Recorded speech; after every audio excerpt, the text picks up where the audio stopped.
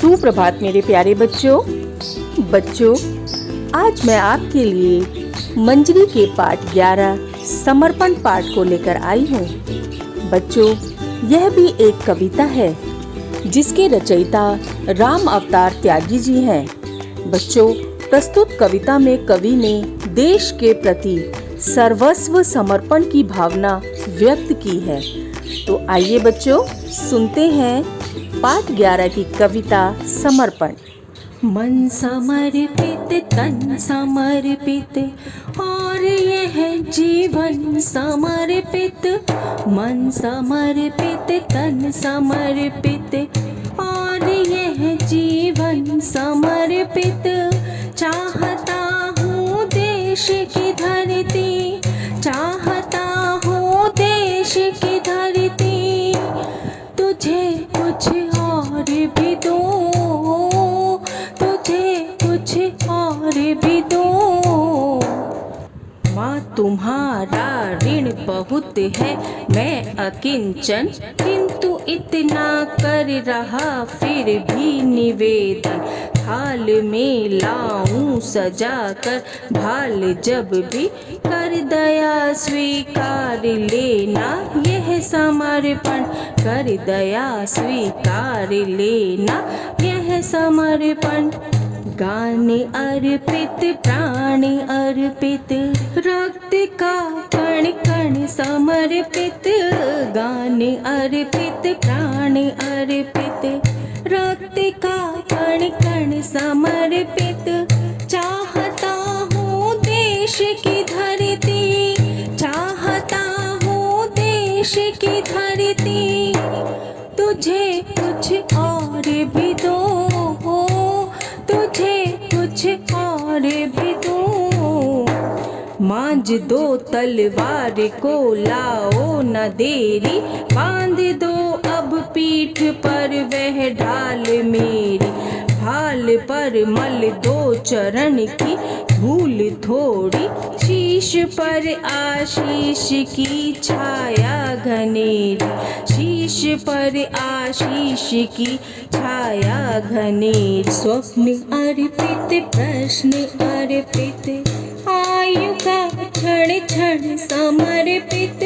स्वप्न अर्पित प्रश्न अर्पित, आयु का क्षण क्षण समर्पित। चाहता हूँ देश की धरती, चाहता हूँ देश की धरती, तुझे कुछ और भी दूँ, तुझे कुछ और भी दूँ।